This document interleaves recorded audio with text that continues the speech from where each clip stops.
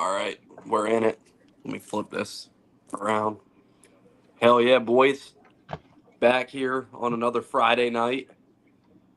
Talk talk the week in college hoops and really the weekend ahead. Mhm. Get ready to retweet all this in a second and all, but I guess the big story to start with obviously is going to be the committee's unveiling of the top 16 tomorrow. That'll be quite interesting, along with the one versus two matchup. So I guess we'll get started with those two big stories here in a second. We'll give the people a minute to file in and everything. Let me get these retweeted while we're doing that too. But how you boys doing tonight? Doing good.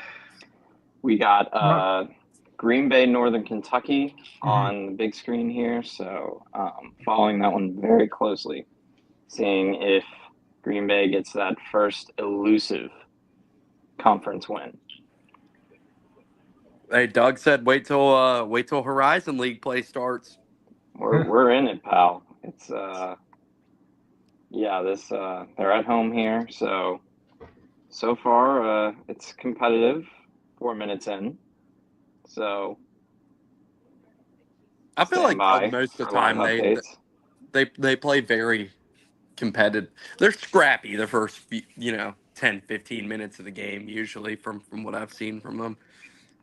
Yeah, in the A block of the game, they do pretty well, but then when Gottlieb gets into the C and D block, running out of things to talk about. Yeah, once things get off script a little bit Yeah, and he's got to do anything, it's not going to go well for old Dougie boy.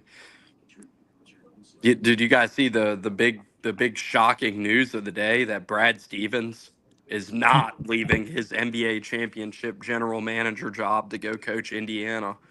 shocking. I know Yeah, I couldn't believe it. it's it's it's absolutely ridiculous that that's even a question. I Like mean, it's every Indiana time. fans, yeah, Every time there's a Indiana job. Yeah, fans aren't in reality aren't they uh, have not been for some time. been in reality. Um, Talk yeah, about most delusional fan bases. That's got to be number one. They are probably on the top of the list. Yeah, Yeah. it's hard to argue that. They basically, because Bob Knight was such a great coach, think that they are entitled to anyone being their coach. I mean Hmm. it's them or Kentucky.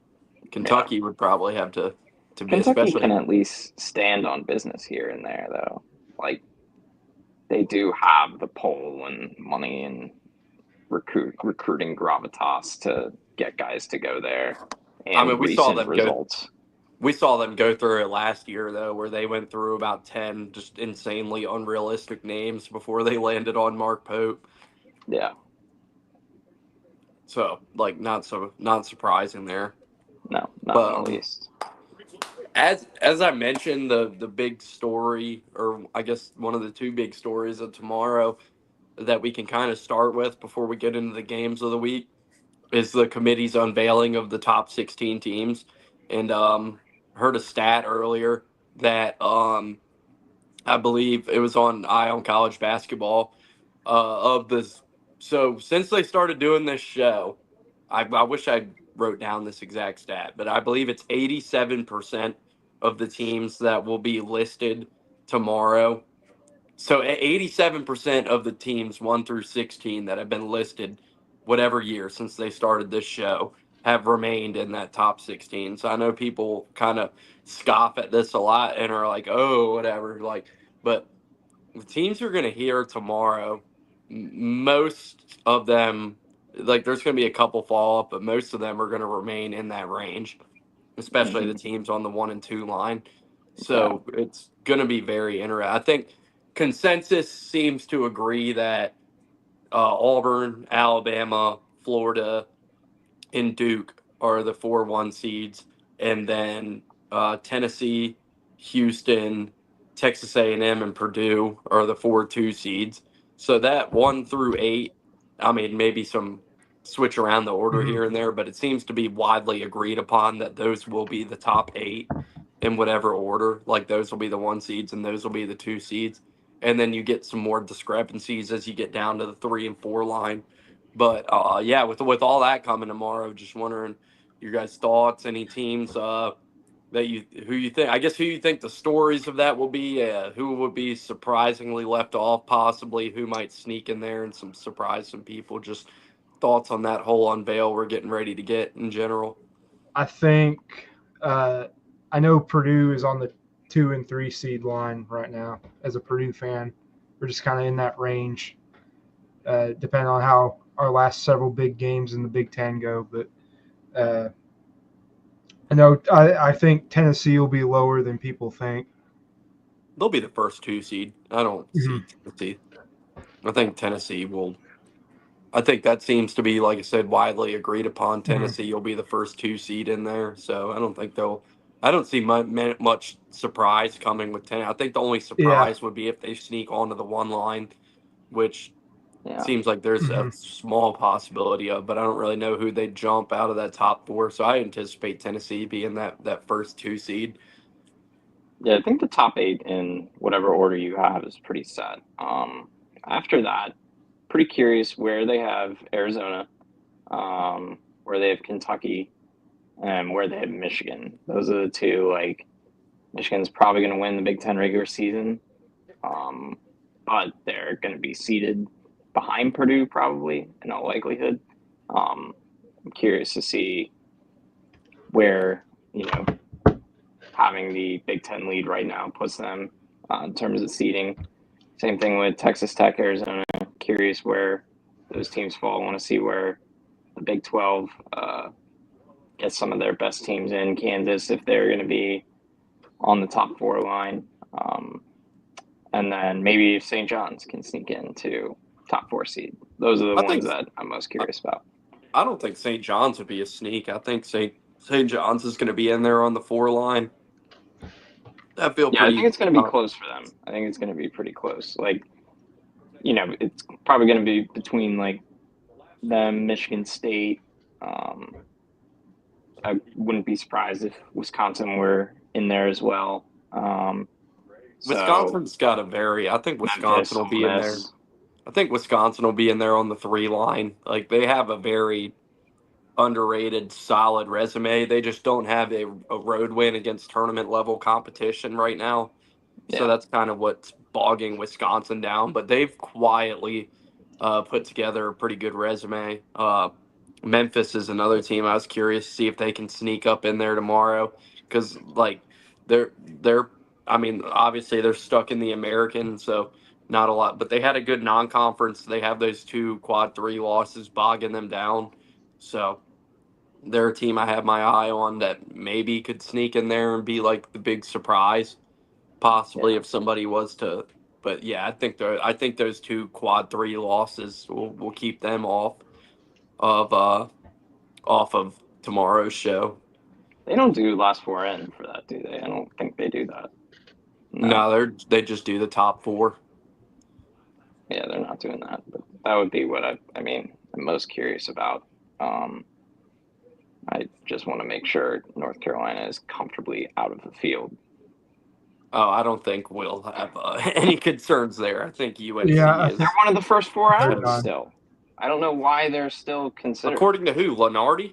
Mm-hmm. Well, fuck Lenardi. Like, if you watch any bracket show that's not Joe Lenardi, like, worth their salt, like, nobody else is putting North Carolina in there, but Lenardi's and ESPN have to beat that UNC drum to make sure they're still relevant and people still tune into UNC Duke and stuff. I mean, did you see, like, whatever ESPN's percentage projection thing is earlier this week, where they got called out on Twitter because they posted that North Carolina had an 80% chance to make and then suddenly after the call out, like the next day after they got smoked by Clemson and went from 80% to 19%. Like, crazy. Yeah.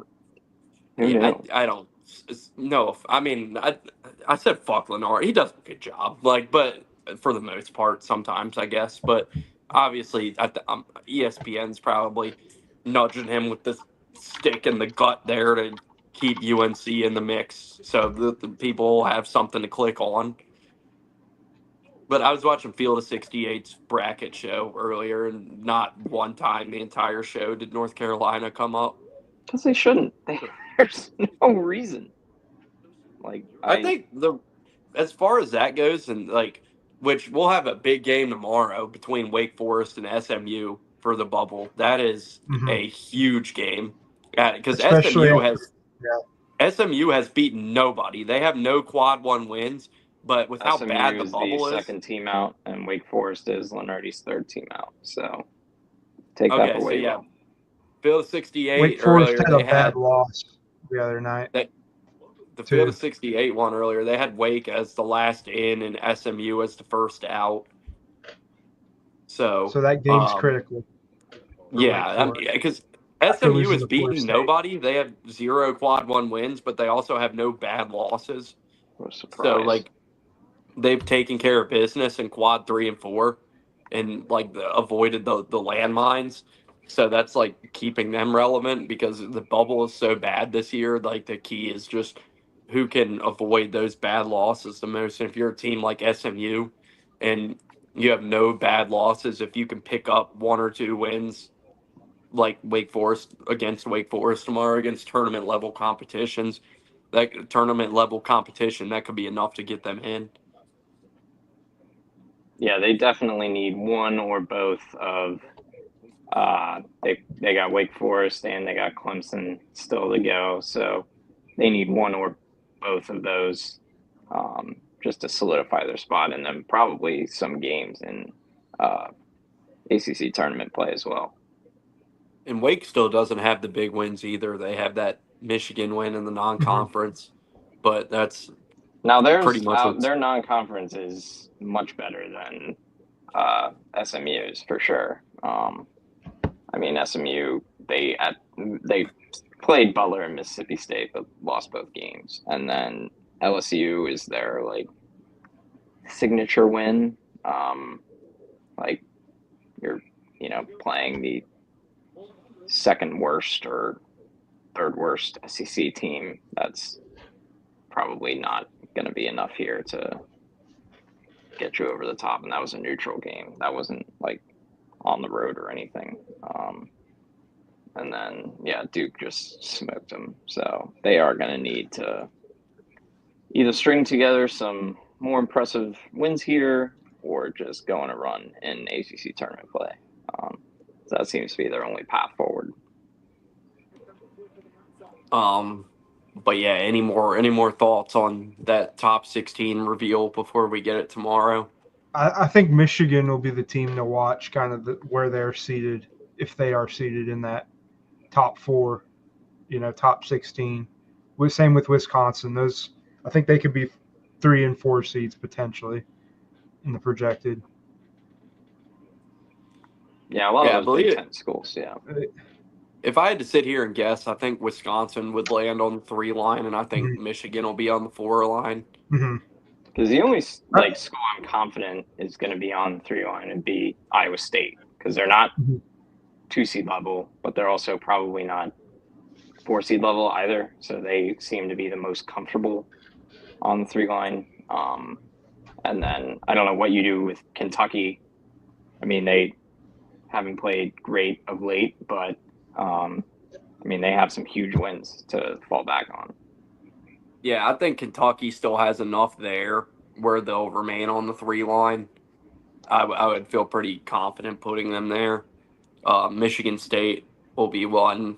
Curious to see how that terrible loss again. I guess not by the books a terrible loss, because Indiana could theoretically, they're about 2 wins away from being right back in the tournament mix.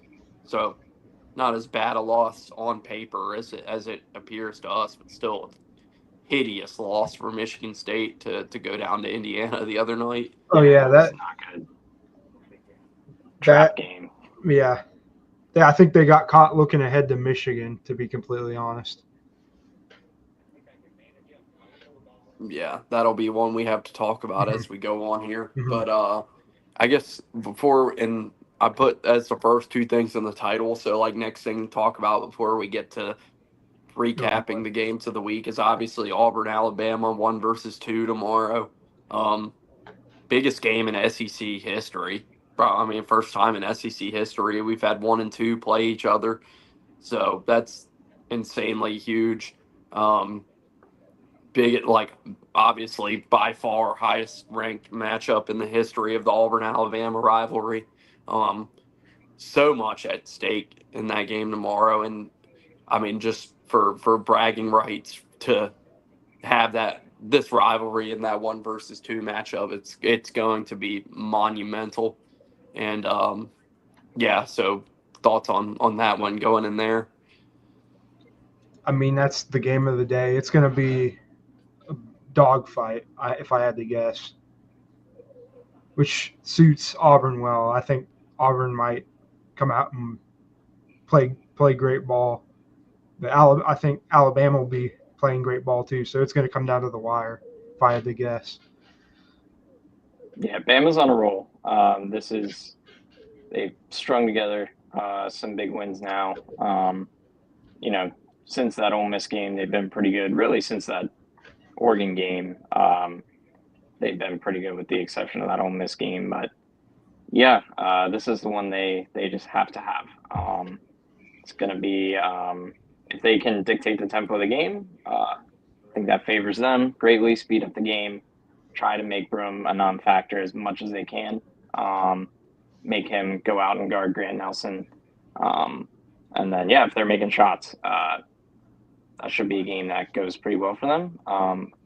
Auburn has not been – they play at the tempo they choose, so they're a tough team to get out of their rhythm offensively.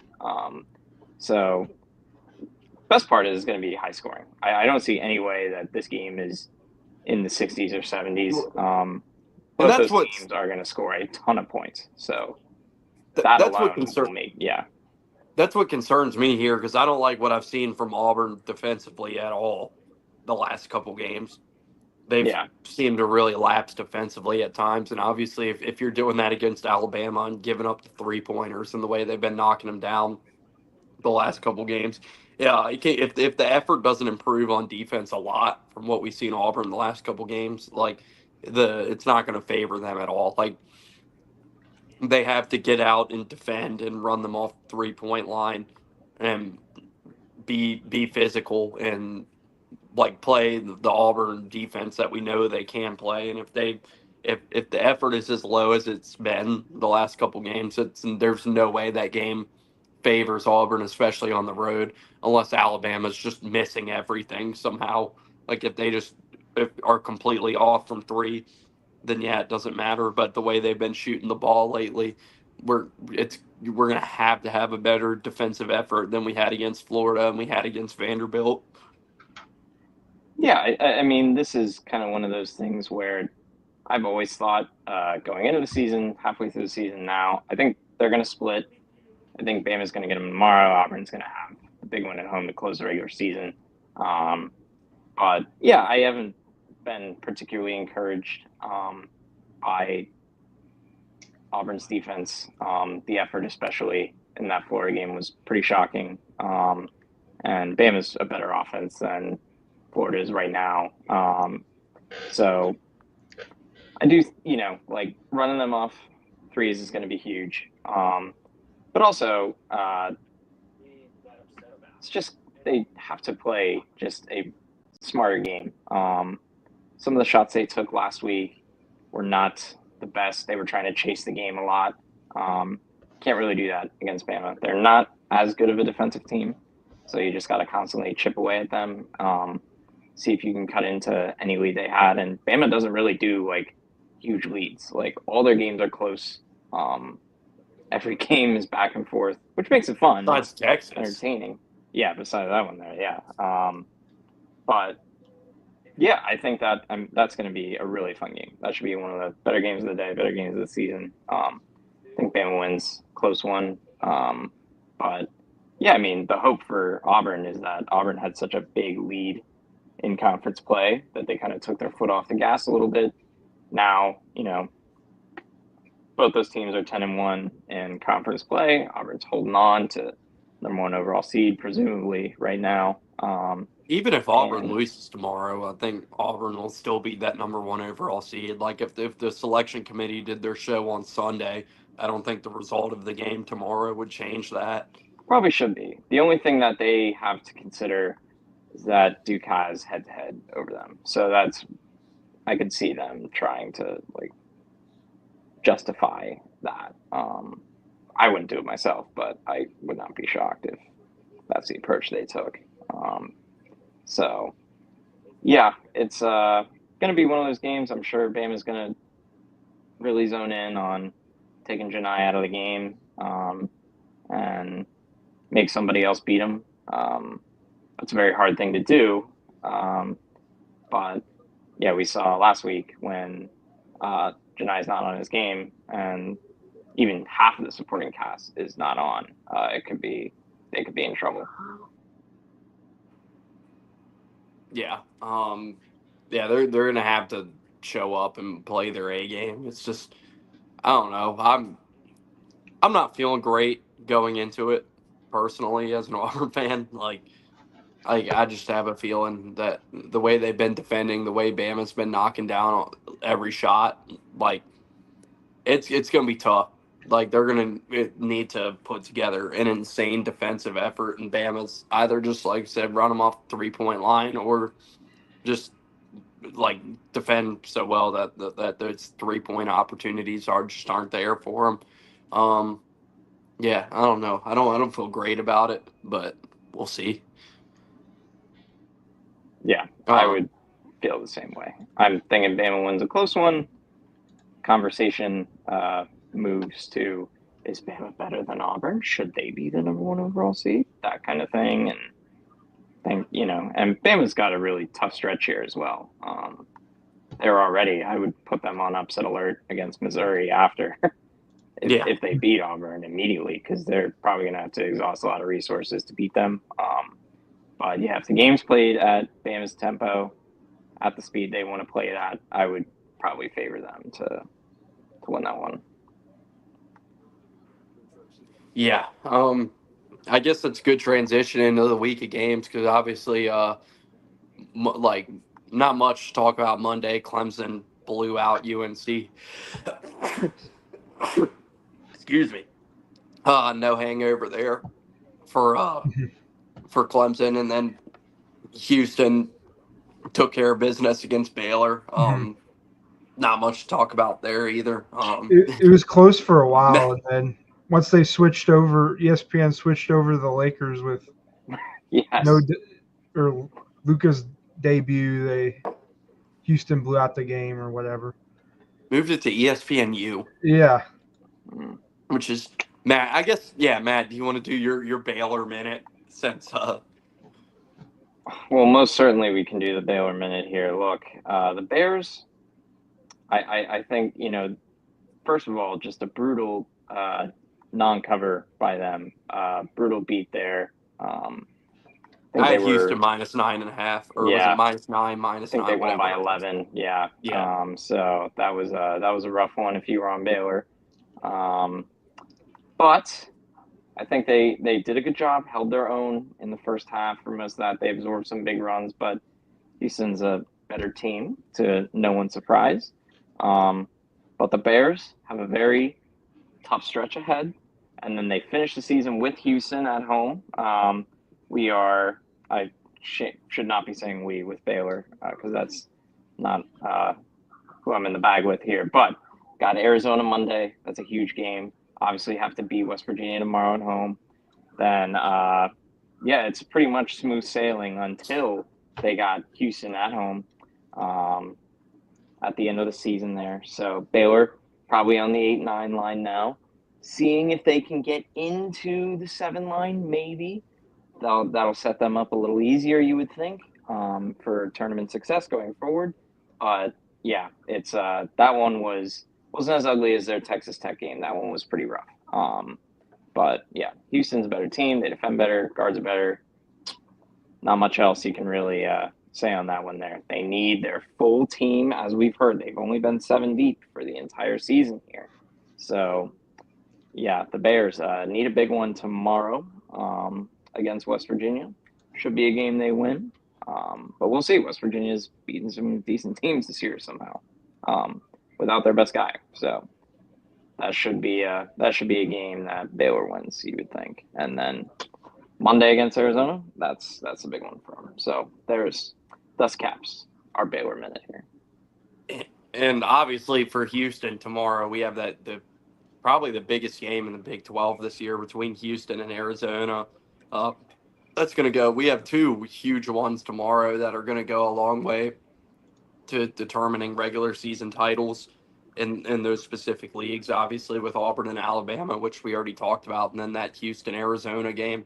So that's going to be a monumental one for the Big 12 and who's going to take home the regular season crown there. Obviously, notwithstanding Arizona taking that loss to Kansas State, which we'll get to in a second.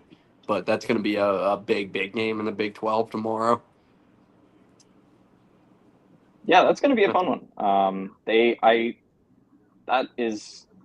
Arizona's at home, thank goodness, because if they were at Houston, that would be a prime, like, Caleb Love, like 4 for 25 with 18 points or something. It's not a good matchup for the guards, especially that, like, Houston eats guards like Caleb Love for breakfast. And, but being at Arizona, they've been tough to beat there this year.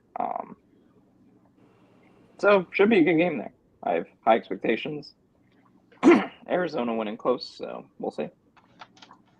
We will see. I just think Houston's probably going to beat Arizona. I think Arizona's too inconsistent. Even though they lead, do they lead the Big 12 currently? It's tied between Houston and Arizona. Okay. Right. But I think Houston, just with that recent play, I think they're going to win that one. Not easily, but it'll be a close game. But Houston, I think, pulls it out. So Houston has the only consistency with their team this year is their play at home. They've been really tough to beat at home. Not against Auburn. Oh, yeah. I mean, obviously, Duke beat them there earlier this year. But aside from that, ours was at the Toyota Center, so which so stupid, by the way, technically counts as a neutral site win, even though it was at Houston. Yeah. Arizona's been a good home team, and that's going to be what ultimately shaves off a couple points off that line.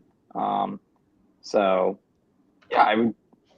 game should be close. Arizona just does everything better at home. They defend better. They execute better. They're just a perfect example of like what good home court advantage does for a team.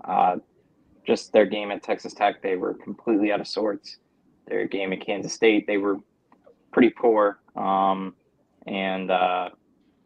You would think that being at home is enough to at least inspire a much closer game. But there is a concern that Houston defensively just smothers the Arizona guards and this game gets away from them, which is very likely. But at the same time, I would say this is probably going to be closer than what some people think. And then Arizona probably down to last couple possessions.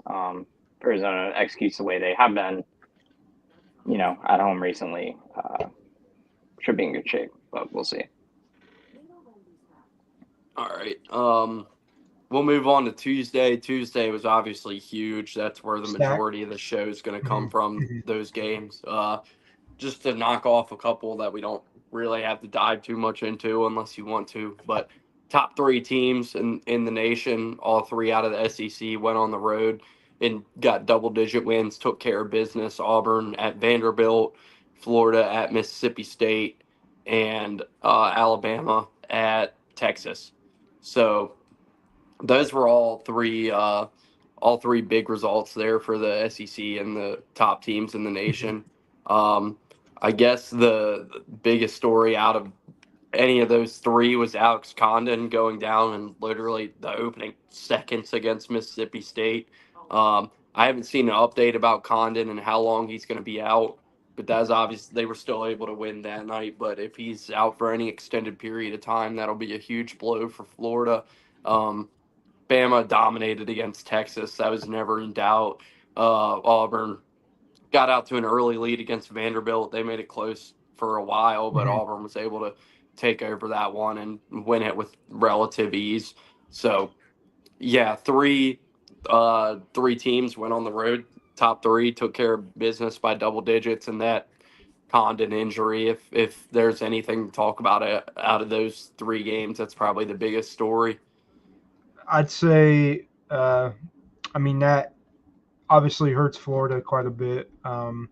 Vanderbilt gave Auburn a tough game for a little bit after Auburn started out on fire. Vanderbilt brought it back.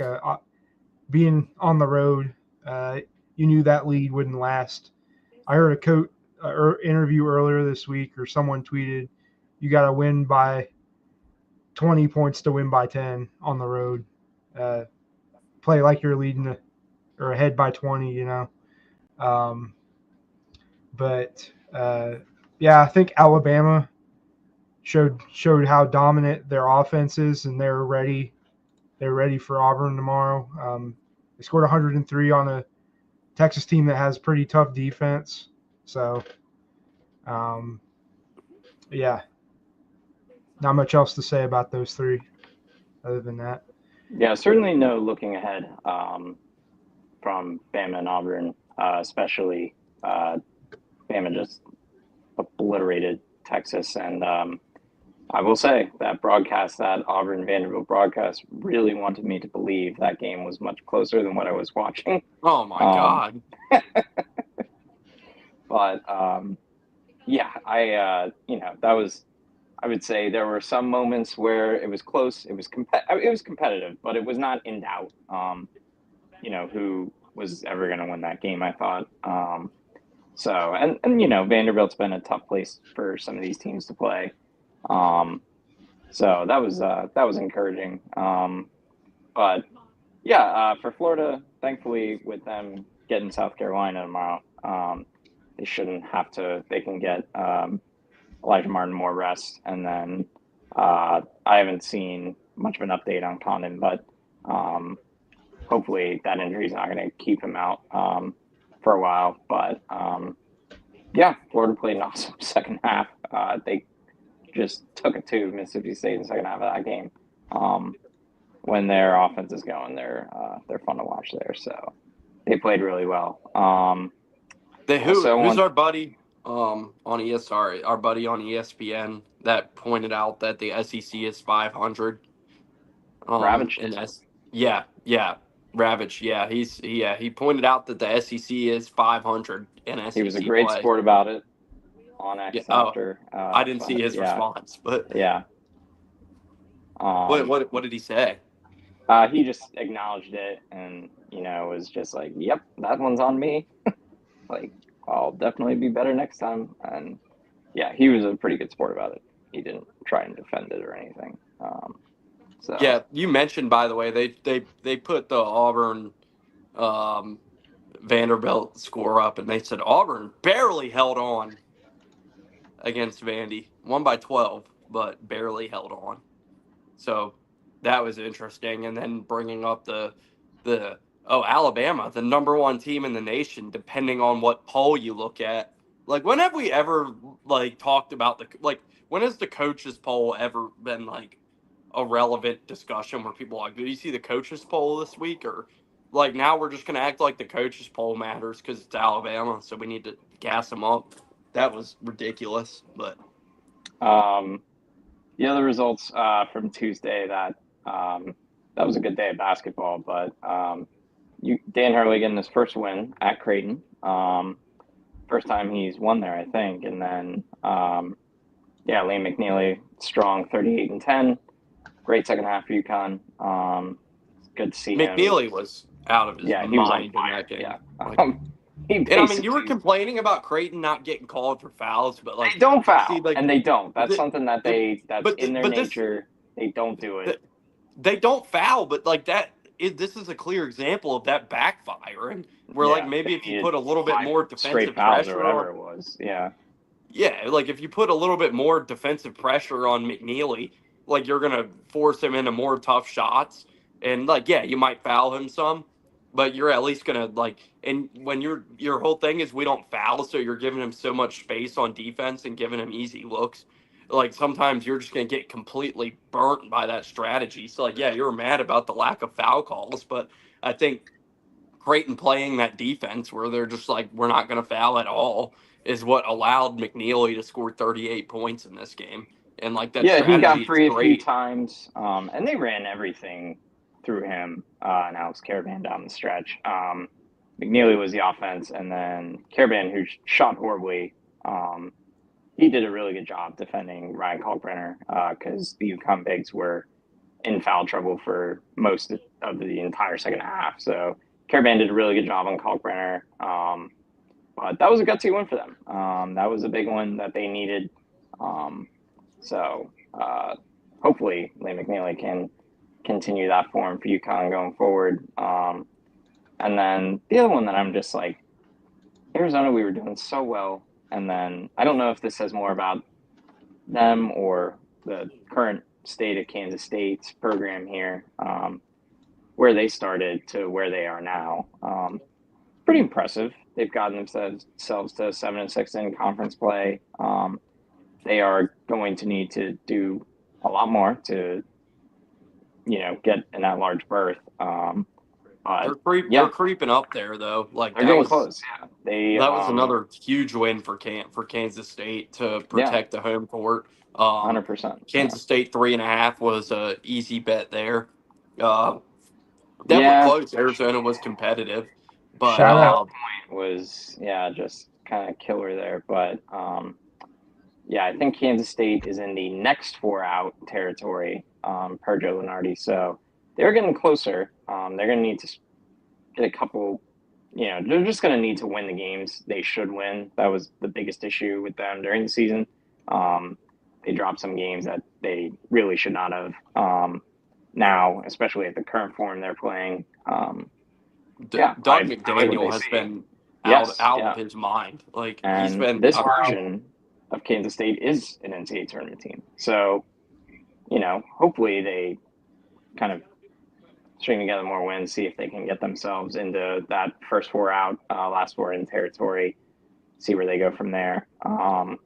And then, of course, the game I had the most enjoyment watching from a neutral standpoint, Purdue, Michigan was a fun game to watch as well. That was a fun one.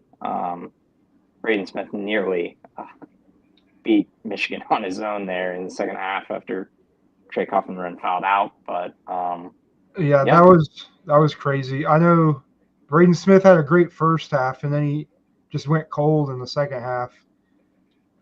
He went cold until like his last 3 shots. Yeah, the last 3 shots. I don't know what happened with us. We just kind of beat ourselves, honestly, there. And then the refs kind of every time. I mean, I had an interesting stat. That ref crew, I think we got the C crew Tuesday night because the last 15 games they've refereed, the home teams won every single game. Is this your first year watching college basketball? Well, I mean, home teams get favorable calls. I mean, they shouldn't. You should just call the game straight up.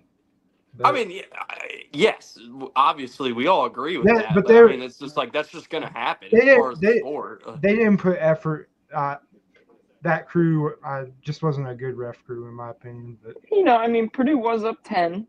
Yeah. With around 12 minutes to go, and Michigan chipped away, and I mean, it's a frustrating one for Purdue because they were leading for 38 minutes of that game, and then they just can't defend Danny Wolf, and the rest is history. Yeah, Michigan, what's his face? The one guard, he started hitting a lot of threes. He struggled recently from shooting 3. Trey Donaldson, probably. I think it was Because Trey Donaldson and Burnett made some big threes in the second half. Yeah, it was for him there. Burnett. It was Burnett, I think. I know he hit a couple clutch threes. And then Vlad Golden did quite the sell job on Yeah, a couple of times there but late in that game. that was ridiculous. Um, I mean, Michigan is good enough to like go deep in this tournament. Like with those with those two bigs, yeah, they can compete with anybody in the country. Like they don't have a true point guard on that team, and obviously that's going to hurt them. But when you have when you go against anybody with those two bigs, you're going to have an advantage in the paint, and that's been so crucial for them for in sure. some of these Yeah, close Danny games. Wolf should be a first round pick. Yeah, Michigan's a matchup nightmare for anybody they're going to play. They are a good team, but so far in the year they've struggled on the road. That's their key flaw. At home, they're golden. To put it in a pun. But, yes, I was gonna say yeah.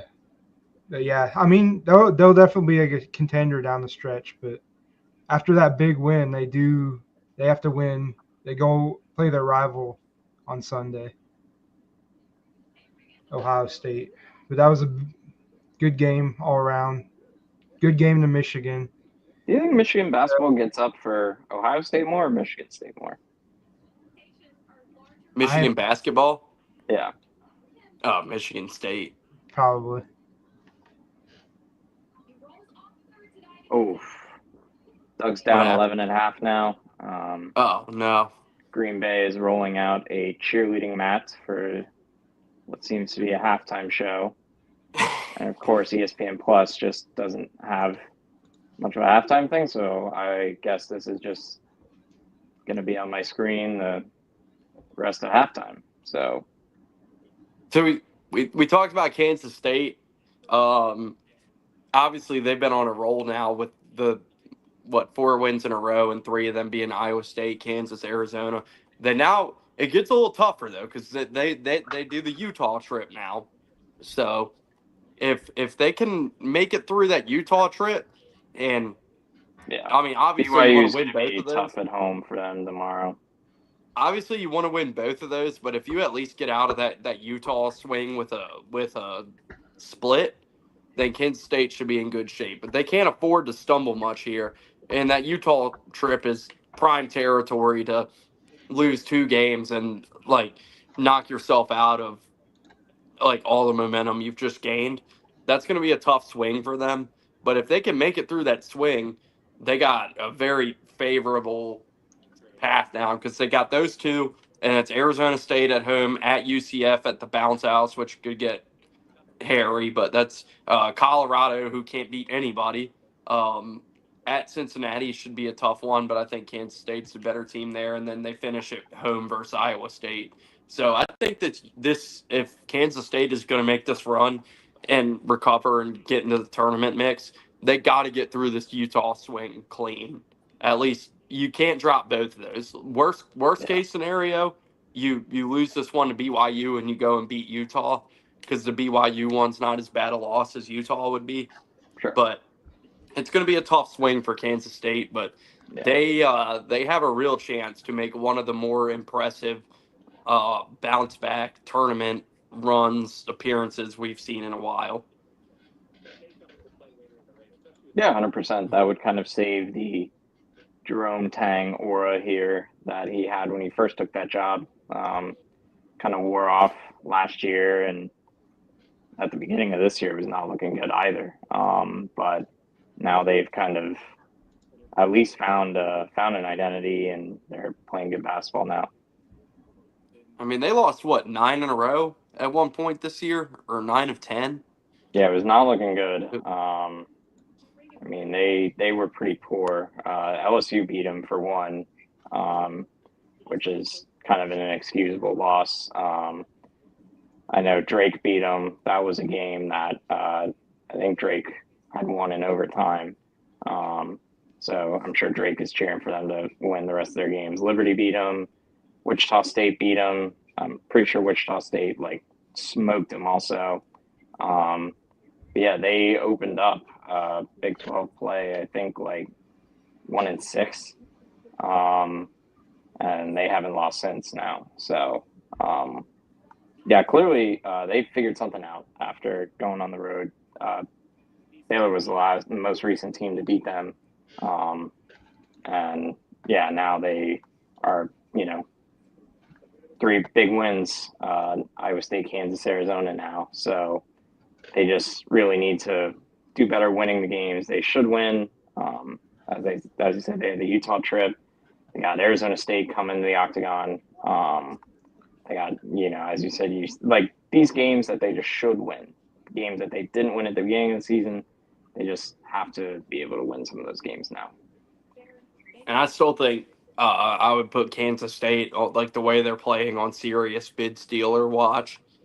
Even if they don't make enough of a resume to get an at-large, I like the way they're playing right now. I don't think anybody would be shocked if they go and win the Big 12 tournament. Yeah, the current iteration of Kansas State is really good. I mean, Houston's the only team that probably is playing better basketball than they are in the conference right now. What is Texas Tech as well, but Arizona beat them. So yeah, they could be. It would not shock me per se if they made a Big 12 championship game. I think that might be. I would be surprised if Houston did not beat them if they saw each other again, because I think Houston won the first matchup by 30. But yeah, I mean that was a team they just manhandled Iowa State, a team that does not get manhandled by anybody. So that was super encouraging for them. And obviously Doug McDaniel playing out of his mind, like that's the biggest part of this team. Like they're gelling together. Yeah, they're an interesting story right now. You brought up the Creighton UConn game already. Big win for UConn. McNeely. We obviously talked about the game already, but we have to talk about Dan Hurley's antics being the story of the game and probably of the week in college basketball once again. This time it was like, I've got 2 rings, shut up, baldy, which is a bald guy calling another bald guy baldy. Is just hilarious content, however you frame it. But yeah, it's getting pretty tiring when if Dan Hurley just embraced it, it'd be one thing. But when he does these press conferences where he's like, "Oh, why don't you talk about the other coaches as much? Why you just focus on me? Why is the camera always on me? Why am I always like kind of like, oh, like trying to deflect the attention to other people, and then you're constantly putting yourself in a situation like this. You're trying to make a false prophet out of yourself almost. So I don't know. That's getting quite annoying. First off, he leads the NCAA in ejection since 2009. Also, when you go at you're in an opposing Do you know who's arena, second in ejections? I believe it was what's his face? I think it's Bobby. I think Bobby Hurley's. Bobby was third. Yeah. Second was someone random. Chris Collins. Fran was top 5. I think. There's like a random one up there. Jimmy Patsos, the old coach at CN. Ah, that's funny actually. And there was some other random guy up there. Yeah, Bobby's second in technicals, I think. They're both the technical kings. Yeah. But when you're in a situation like that, you just get off the court. You take your win at a road on the road, big win on the road. Go to the press conference and settle down. You don't need to start shit. Oh, and I'm okay with him doing it, but it's just like him being like, oh, like why are you talking about me? Why don't you talk about other coaches? It's like, because you're the only one doing shit like this. Every fucking game it's something like this. Like, dude, like if you wanna wear the black hat and be an asshole, fine. Like we need that role in college basketball, but then embrace it. Don't fucking get up in your press conference and bitch and moan and make yourself a victim. Complain about refs and stuff when you scream the F word at them. To defend Dan on this, I do think most of his like, why don't you talk about the other coaches? The other coaches. That I think is more in reference to what's going on with the refs. I think he's been doing the other stuff for years. Last year, he was on a warpath. Every gym they went to, he had just hilarious altercations with fans, like whether it be at Butler last year was hilarious, at Nova last year was hilarious. He was going to try to fight a Creighton student last year. But yeah, that's just kind of who he is, and he's always talking shit after games to fans who are giving it to him during the game. I went to their game against St. John's last year at the Garden, and it was like the coach's conduct was more entertaining than the game itself. Like that's just kind of his element, and who he is. He's gonna kind of talk his shit and be on his way. But yeah, as I think most of like what he's like, why don't you show the other coaches? I think that's mostly reference to his behavior with refs, and that kind of stuff, which has calmed down to it's kind of regressed to the mean for him with his ref conduct now. So it's hard not to when some of that stuff is being said about you and everything. Yeah, he's always going to talk good shit to the fans after. Did you see this Patino tweet, by the way, which I believe, if I was reading it right, was some shade at Dan after the Nova game earlier this week? I don't think they are huge fans of each other. I could be wrong. Did you see the tweet I'm referring to from Patino after the Nova game? Like Patino wrote a tweet? Yeah. Oh. Hold on. Here, I'll pull it up. I believe if I was reading this right, unless I'm missing something, this was shade at Dan Hurley. But Patino tweeted, Johnny's fans, forget refereeing mistakes. I've seen them for 50 years. Tough game to officiate. We lost because of our defense and Villanova's excellent play. Excuses are a sign of weakness. All the credit goes to them. Coaches make mistakes, players make mistakes, and refs make mistakes. Okay, Rick, that's one stance you can be taking. Yeah, I don't know. I didn't take that as like an entire shot at Dan, but certainly could have been. It wouldn't surprise me. Those two have like a working relationship. I think they coexist. I think if you talk to both of them off the record, they would, just be all in on beating the shit out of the other. I think they play nice for the most part, but yeah, I don't think that's like a huge shot at Dan per se. What were you trying to say, Jacob? I said I have the list of the most technical fouls and ejections. The most techs, the top 5 is Dan Hurley. Number 2 is Mike Davis, former IU coach. As in, Detroit, I was going to say Detroit Mercy. Wow. So we're going back that far. All right. And number 3 is Bobby Hurley. Number 4 is Jimmy Patsos, and number 5 is Fran McCaffrey. I'm really shocked by anyone on that list. I'm shocked Mike Davis is still coaching, but hey, I guess Detroit Mercy needs somebody roaming the sidelines there. Yeah. Speaking of that, bad programs. Did you guys see Chicago State will be fielding a football team? Wait, he's no longer at Detroit Mercy. It was just retroactively from 2009 to 2024. Yeah, I was gonna say. I was like, I don't think he's still there. He's an assistant at Memphis now. All right, so Tuesday, some games to get through. Kentucky sweeps Tennessee. Quite surprising result there, I'd say, the way Kentucky's kind of been on the downslide and Tennessee's been hot. Kentucky was able to get a win there. Take care of business, was never really in doubt. The Lamont Butler injury is going to linger large for them because I don't think they're going to do much winning without him, especially in the SEC. So they need to get him right and get him back quick. But as far as it goes, huge win for Kentucky to kind of end the skid and get things back on the right track. They needed that nothing one gets your back. defense going like playing against Tennessee. Yeah, that was a big one for Tennessee and or for Kentucky. And really, I think the story of this for Kentucky, besides obviously the Lamont Butler injury, I think their depth was just huge in this game. Like they got a deep roster and they had a lot of different guys knocking down shots and taking care of business there. They're a really deep team and they got it done there against Tennessee, but they will need Lamont Butler to get healthy and get healthy quick. Yeah, Kentucky is just a more versatile team than Tennessee. Tennessee, when they're cold, they're cold, and they just couldn't overcome Kentucky's offensive power on Tuesday night.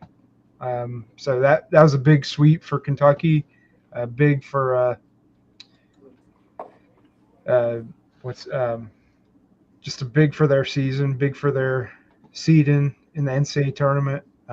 Just to stay in that, stay close to that top 10, top 16 seeds. But yeah, just a big win for Kentucky. Watching Tennessee play offense when the shots aren't falling is exhausting. It's just a brutal product to watch. I think Chaz was the only one who hit a three. Or no, Chaz was 0 for 7, I think, against Kentucky. And then Igor Milicic was the only one who actually made any threes. It's just tough to watch when, like, I think highly of Zakai Ziegler's ability to run an offense, but when he is the offense, then I'm out. Like, it's going to be rough. If he's the best player on your team, you better have a good group around him.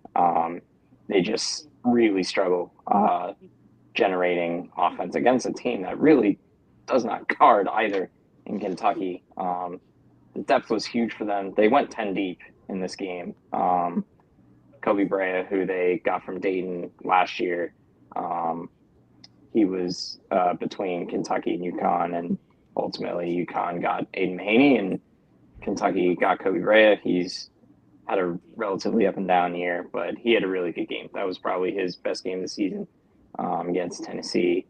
And yeah, they will need Lamont Butler. They are not going anywhere without him. Like, I rarely ever predict like 14-3 upsets in NCAA tournament play, but if he does not play, like, I would not put it off the table that they could be beaten in that round. They have a lot of good players, just not a lot of like great players per se, and they still just don't defend very well. If Tennessee made like any more than 3 threes that they made, that game might have been a bit closer. But yeah, it was rough. The Tennessee offense is going to ultimately be why they don't win a national championship this year. If they did, that would be shocking. Like, I don't know. No, I how don't else think to Tennessee can win a categorize it. national championship Yeah. with that offense. Like, you very rarely, I mean, we saw Virginia do it, obviously, but like, you don't see teams who are that Yeah, slow and on Virginia offense. also Like, had like 4 NBA players talent. on that team. Yeah. Yeah, So, They had good they had offensive NBA players. team. They just Yeah. played great defense. Yeah, and I mean, you saw Tennessee last year; they still played their style, but they also had Dalton Connect there Mm-hmm. to make big shots and run Keep their them in offense games. Yeah. and take over. Yeah, and it's like they don't have that guy on this team, so they're literally just trying. Like I texted you guys earlier this week, I saw the projected bracket that would have had Tennessee and UConn in round 2 as like a 1 versus 8-9 game. Like that will I put the over under for that one at 120 if we get that matchup, and I will take UConn money line. Yeah, I would take that as well. I just would have a hard time seeing like it's just. I mean, NC State made the Final Four last year, so it's not exactly off the table for them to have a really deep tournament run. But just as currently constructed, that's a lot of games to just grind other teams into the ground.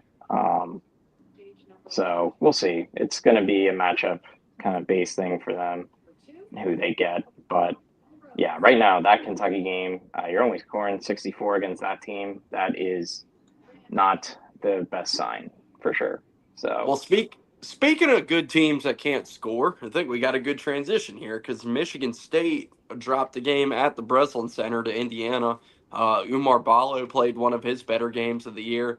Jace Richardson did not have another 28-point performance in him to bail them out, Yeah. and they got beat. He was bad, and they got beat at home. And Michigan State is wobbly right now, I think, to say the least, because it seems like they're snapping back into those Michigan State teams of years past that don't have the offense and can't knock down those shots. If that's the case, they will be of no threat in March. So they really need to look at that. And Indiana uh, seemed like they have responded the last couple games and played pretty motivated for Woodson. And what a story that would be now if Indiana, because they still have a decent resume and decent computer numbers, so they're only a couple big wins away from, I'd say, being right back on the bubble for the tournament. So I don't think Indiana's far off that at all. If they could go on a rally there, that'd be interesting. So thoughts on that one? I'd say that was probably the biggest upset of Tuesday night. Well, maybe Kansas State and Arizona passes that one, but No, just no. Michigan State was an yeah, 11-point yeah. favorite. Yeah, at home, especially Michigan State, they kind of had a favorable schedule going down the stretch. They kind of have a really tough end of the year, but losing to Indiana isn't one of those. So that should have been a win for Michigan State. They played. They played great defense, but they just had no offensive firepower because Indiana didn't play that great of a game offensively. It was just Ballo. Renew off the bench had 19 points. Just kind of Indiana shot 3 for 13 from 3. Michigan State shot one more, but they made a lot of their work in the interior. What made Ballo's performance more impressive, by the way, just to add what you're saying, is like he was very good in this game and very efficient. And he's also in foul trouble most of this game. Mm-hmm. So I believe he only played like 24, 25 minutes of this game. And obviously he's their best player, I guess in theory, most of the time he should be. But when he was out there, he was efficient and he was getting stuff done. And he did that like being in foul trouble most of the game and not being able to play crazy minutes. Yeah, this Michigan State team has kind of been skating by this year. Not to say Izzo's not a great coach, but a lot of these games they've just kind of won closely. That really could have gone either way. They had their North Carolina game go to overtime. They have had games against Penn State that were, I think that was like a 5-point game. They had that Rutgers game that was close. And then obviously the California trip, they kind of felt they got screwed over. They had a horrible first half against Oregon. They responded, ended up pulling that game out. Indiana beat them in a game that they had no business beating them in. And then they're probably not going to beat Illinois. Purdue at home is that could be tough. At Michigan and Maryland, I cannot guarantee they are going to get results in either of those games. They got Wisconsin at home. They got at Iowa, and then they finish with Michigan at home. So they're not going to play themselves out of the field, obviously, but there's a scenario where they could be in the top 4 line like tomorrow, and then they could be. I would not be shocked if they were completely like several seed lines below by the end of the season. It's just a tough team to see going pretty far. They do not take a lot of threes. They do not make a lot of threes. So if they saw an SEC team, they would probably be cooked in like any round of competition. That would not go well for them. But yeah, I think the back half of the season, like I would not be entirely shocked if, Michigan State currently they've lost 5 games. I would not be surprised if they had 11 losses going into Big Ten tournament play or somewhere around there, because the schedule is just not shaping up in their favor. And this is not like a Bama situation where this is like, oh, this team's good. They're just going to be really tested in some of these games and they're going to win them probably. This is one where I'm like, not entirely sure. Like, not really sure what to expect at Michigan, at Maryland, against Purdue, Wisconsin. So those teams are pretty close together.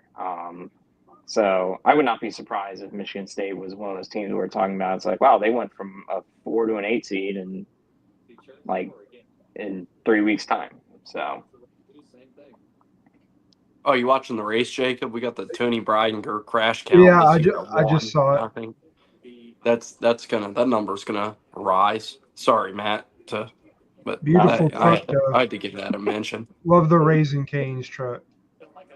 Hey, she's got the money. Yeah, and the looks. Maybe not the talent. Yeah, maybe not the talent. So yeah, we had that. Obviously, they'll go to Illinois tomorrow. Michigan State will, and Illinois also got a win Tuesday night against UCLA.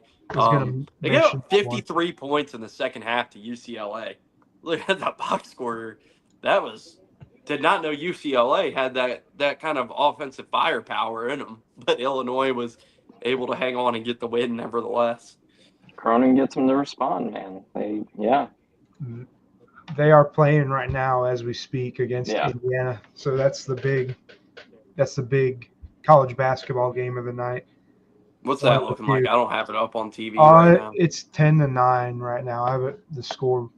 I like the First of all, St. Louis Loyola is my big game of the night here. So, that's a big yourself on that. Yeah.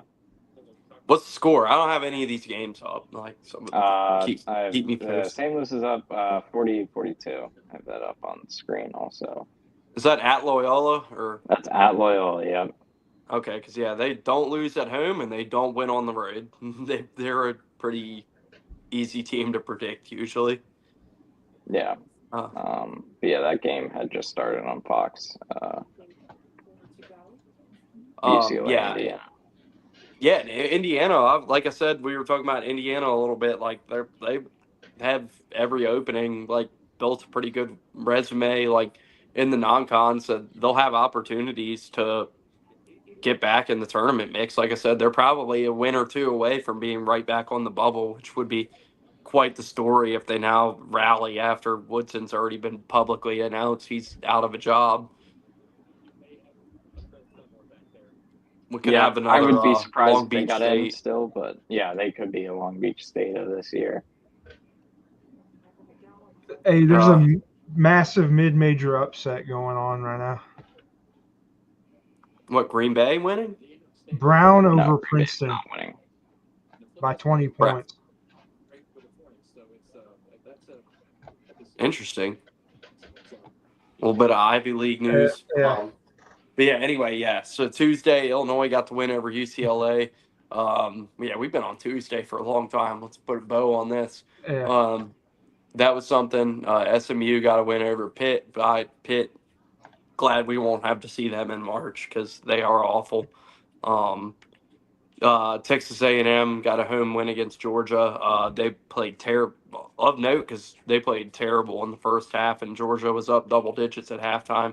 And Texas A&M still responded, won that one pretty easily. Georgia's gonna need that. They gotta win at home tomorrow. Georgia does. They got Missouri at home tomorrow. They need a big win bad because Georgia is in quite the slide. Utah State won a fun one against Colorado State. That was good. And any other St. Mary's beat Santa Clara. So that's probably all the notable games of Tuesday. Anybody got anything on any of those that I just brought up? I think I'm good. Agreed on Georgia. They are Joe Lunardi's last team in. So they are our last team in right now. They have got to get a win against Missouri tomorrow. Yeah, they got to win that one tomorrow. They're going to be desperate there. I don't know what the line is there, but I feel like Georgia is going to be a pretty live bet because that'll probably be a close line, if not Missouri favored on the road. And I think Georgia's going to be desperate tomorrow. So they're a team to follow. So We get into Missouri Wednesday minus night. 1.5 tomorrow. I would be taking Georgia, me personally. All right, Wednesday night. Not a ton there, but the big one was the Villanova win against St. John's. Absolute thriller there. That was very fun. Jacob, I don't know, like, could you pull up the game winner for us real quick in that one? We like to Sure. throw up a highlight once in a while. Let's pull. So I'll throw that on the screen when you get it on here because that was a very good game and yeah, good home win for Nova. Neptune's another coach. I don't know His how seat is much. hot. Yeah, I don't know how much leash he has left there, especially when, in all likelihood, they will not be dancing again this year. No. So, yeah, I'm Let's waiting look at for that Jacob to buzzer. pull up this game winner though, because that was a huge win for Nova. That was a very fun game to watch. I'm trying to find it on YouTube because I don't have it on ESPN. The website. Let me find it. Probably just find it on Twitter. Let's just go to Twitter. It's always the easiest. Just go and pop it. But while he's doing that, Matt, thoughts on that game?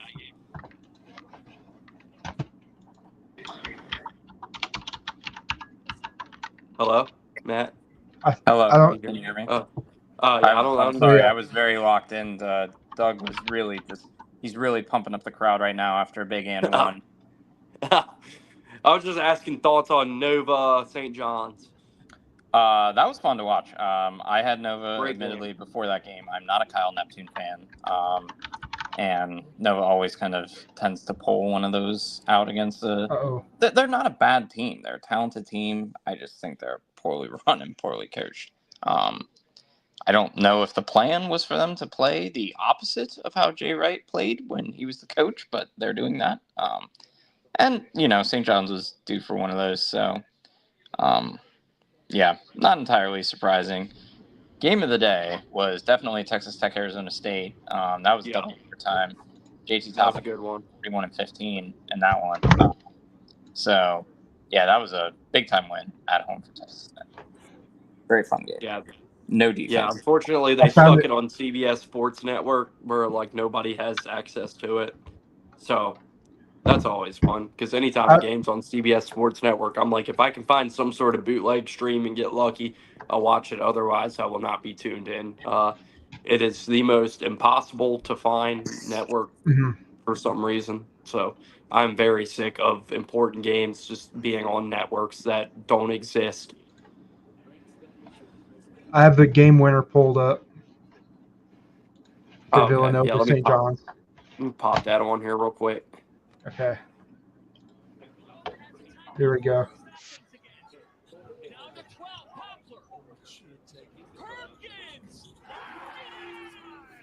Obviously, great call by John Fanta. Nova needs to play all their games in the Pavilion. They should not be going to Wells Fargo Center to play some of these games. Fanta and Raftery together on the call. By the way, Yeah. quite the duo for broadcast. Big win. Big win for Villanova. Yeah, huge. Yeah, the Texas Tech Arizona State game was crazy. Fuck CBS Sports Network for not existing. Unless I'm just gonna pay for a cable plan, which even when I had cable, I didn't have CBS Sports Network. So one of the announcers on there, he sucks. They have the SoCon game of the week on there occasionally, or they've had it the past couple years or whatever, 2 or 3 years. But there's one announcer. He sounds like Steve-O on crack or something. Wow. Unnamed announcer. Steve-O on crack. Ole Miss also went on the road and won a close one against South Carolina. Typical. Another tough one for the Cox. Yeah.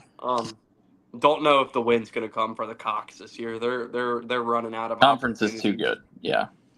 Yeah, I feel bad for them because they're genuinely it's not one of these years where they're just an awful team and getting run over. if South Carolina's in the ACC, they're a top 5 team in that league easily. Like, they are just a victim of the monstrosity of monstrosity would be the ACC, but the power of the SEC and how good a league it is this year. Yeah. Duke also dominated against Cal at home. Arkansas got a home win against LSU. Missouri kicked the shit out of Oklahoma. And I did watch the late night New Mexico versus Wyoming at the Pit. That was a good one. New Mexico, they were down a lot of that game. Wyoming looked like they were going to go in there and pull an upset. New Mexico went on a run late and was able to protect the Pit and get a win there. So that was a good one. But also VCU went on the road and got a big win against George Washington. VCU's a team. They're around the bubble right now. They're on it. Probably no margin for error in the A10 though. Like, if they lose one game, they are probably off that bubble. So they were able to go on the road and win a tough one against George Washington. So that one's of note. But any of those games I rolled through for Wednesday night that you guys want to? Oh, and also one more result big for the bubble was Wake taking that home loss against Florida State. Mm-hmm. That was a bad one. That probably knocked them down a couple pegs for the bubble. So I think I ran through all the big results on Wednesday night. If you guys I know I just rapid fired through them. So if there's any of those games I mentioned you guys want to talk about, go ahead. Shout out JT Toppin in the Texas Tech Arizona State game. Had probably the performance of the night. 41 points, 15 rebounds, 3 steals. In like a mid-major game, had major implications. Chattanooga and Samford. Chattanooga dominated Samford. I think it's looking like Samford's not going to repeat as SoCon champion. I think Chattanooga is probably the favorite in a very, very close league. Drake beat Illinois State, of course. Oh, there's two bad teams, but it's a good game. Notre Dame and Boston College, 2 overtime. Good game. We're calling that a good game. The final was 97-94, 2 overtimes. Just interesting to note. But yeah, that Wake Forest loss as well. I mentioned it earlier in the stream. Just a bad loss. Just too many mistakes for Wake Forest in that game that they probably should have won. So that SMU game this weekend looms large. Matt, you got anything on any of those games Wednesday? I do not have anything on Notre Dame Boston College now. Okay.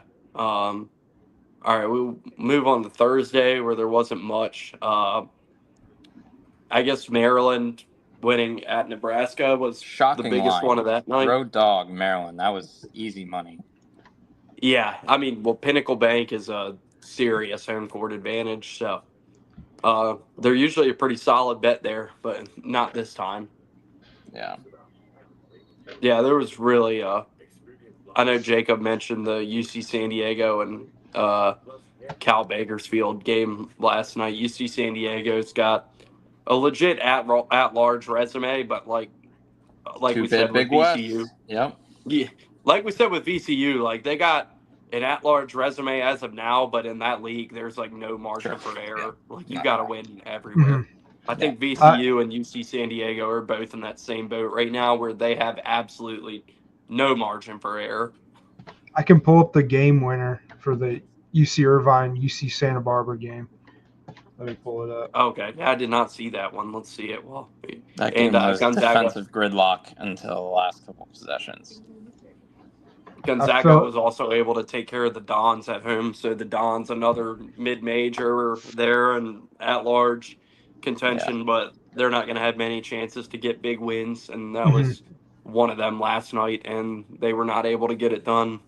So the Don, it's looking bleak for the Dons as far as getting an at-large. Last night was big for the Colonial as well. We had UNC Wilmington beating Charleston. That was a huge game. They beat them by 20. but Wilmington is definitely probably the favorite in the Colonial. Okay, I'll play this one. I have not seen this yet. 0.6 seconds left. Oh, wow. I was watching this game, but I was passed out on the couch, so I didn't see this. The Big West is a fun league. You're going to have to endure some low scores and some long possessions, good D, but yeah, that league's always competitive. That's probably the two big programs there, although UC San Diego's turned it on here recently. Yeah. UC Irvine and UC Santa Barbara. But yeah, a lot of Memphis got to win against South. I just brought that up because that picture was very funny. Mm-hmm. Like nice quad 8 win. A fan had a sign for Memphis last night. Yeah, I don't know, not a lot for.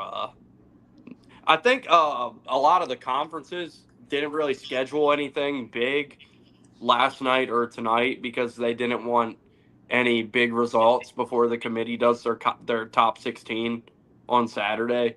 So, from what I was listening to earlier, I guess the conferences kind of try to schedule around that and not have anything big like the day or two before they do that because they don't want any other big horses taking like a bad loss before that comes out or anything. Yeah. So, not a ton, but really Tuesday night and Wednesday night were good, and then not a ton the last couple nights. Yeah, which brings us to tonight, and yeah, other than that, Indiana, UCLA, and the I guess St. Louis, Loyola, Chicago. It's an interesting one. I'll tell you what, Mount St. Mary's in Niagara delivering right now. That score is 78, 49 seconds. Oh, Kent State and Ohio are playing. That's a pretty good one in the MAC. MAC, I think, usually has good games on Friday nights. I've said this before, like, it just makes me think like the MAC and the MAC are missing like a perfect chance to just do like the MAC versus MAC challenge. Yeah. Those leagues are kind of, pretty far apart in terms of talent, but yeah. The winner gets lifetime supply of McDonald's. Mac. Oh, shit. All right. Well, that pretty much gets us through the week. I know we talked about the two big ones tomorrow for the most part. Anything else tomorrow you guys want to talk about or just save it off for Monday? Purdue has a pretty big game against Wisconsin, big in the Big Ten race. That'll be a big one. You got Houston, Arizona, Michigan State, Illinois. That's another big one for the Big Ten race. Got some really big bubble games too, like that. Obviously, that Wake Forest SMU is going to be a huge bubble one. BYU, Kansas State is two bubble teams, so that'll be a big result in that one. Arkansas goes on the road to A&M. That can be a huge one for Cal and the Hogs to solidify the tournament resume. Georgia, obviously, they need a win, probably worse than anybody on the bubble. They need that bad tomorrow at home against Missouri. So definitely quite a few interesting bubble games tomorrow. And I know I usually try to focus in on SoCon. There's a couple big games there as well. East Tennessee State plays Chattanooga again, our rival. So hopefully we can get one back on them after having a disappointing game on them. I was about to say, were you just going to skip right over the loss and not even mention it? It's honestly, it's not even worth mentioning because Jaden Seymour was out. He was injured. Our best player was out, just changed the game completely for us. And Western Carolina has kind of been a sneaky team the past couple weeks. Almost beat Furman, almost beat UNCG. Just kind of they have a player, Marcus Kell. He'll probably be on a Power 5 squad next year. Ole Miss and Mississippi State play tomorrow. That was really good last time they played. That's going to be a good one. That should be a good one. Kentucky, Texas will be good. Those teams together. Well, I think guess it'll be a good game. It'll if be there's no close. Lamont Butler, it'll be close. It's at Texas. And yeah, I could see just the styles of play in that one making for a pretty good game. At minimum, Is Lamont Butler game. out? Like, is that? I have no there any idea update his on that? status going into that game. It's tomorrow at 8 Eastern, so probably find out at some point during the day. So that should be a good game tomorrow. Mountain West action. San Diego State plays Boise State, unfortunately on CBS Sports Network. So that should be a good game. Nova Providence should be a good game. I would not sleep on Utah making things difficult on Kansas tomorrow at Utah. And we already talked about Kansas State BYU. That should be a game. Yep. Valley plays Alabama A&M. Oh boy, Valley's been winning some games recently, but they just got shellacked again. So not sure what to expect there. Well, they won one game. I don't think they've been. Hey! Winning any game that they win, that's a huge deal. Baylor's got a huge one against West Virginia. Oh my gosh, it's a huge game tomorrow against the Mountaineers at Foster Pavilion. Foster Pavilion will be rocking tomorrow, courtesy of Juve. That should be good. Thinking like Baylor by 7 or 8 in that one. Tennessee's going to try to get their lick back against Vandy. Yeah, they owe them one. Yeah, that should be good. Baylor's on ESPN2 tomorrow though, so can't believe they're getting bumped out of ESPN. But Sunday, Sunday also we got Creighton St. John's and we got Michigan Ohio State on Sunday. Mm-hmm. So that's a big one. 2 big games. Utah State, New Mexico as well. Yeah. Good call. Yeah. I almost scrolled right past it. That's probably the game of the year there in the Mountain West. Yeah, on CBS Sports Network. You can find that one on CBS Sports Network at the Pit. That should be fun. Oregon Rutgers, just enjoy watching Ace Bailey play college basketball while you can. And then Bradley and Drake play Sunday as well. That has some Arch Madness implications in that one. And that one, they're getting ESPN2 time. So MoVal getting some love. And I think South Dakota and South Dakota State play as well, but don't quote me on that. Pretty sure they play that. Yeah, definitely quite the Sunday slate. Yeah. That's a good one. That's some good games. Memphis goes to Wichita State also tomorrow. That could be Sunday. That could be a sneaky spot for Memphis. Yeah. I think that about does it for us here. We'll be back Monday if that works for you guys. I'll be at Daytona on Sunday, so I won't be able to do a show Sunday. So if you guys can go ahead and or if a President's Day show will suffice for you guys, that'll be my plan. But if you guys can't do Monday for some reason and you'd rather just do a Sunday show, I won't be able to make it, but I got no problem with that either. So whatever you guys need to do. But if I'm just keep an eye on Twitter, but I believe Monday will be the plan.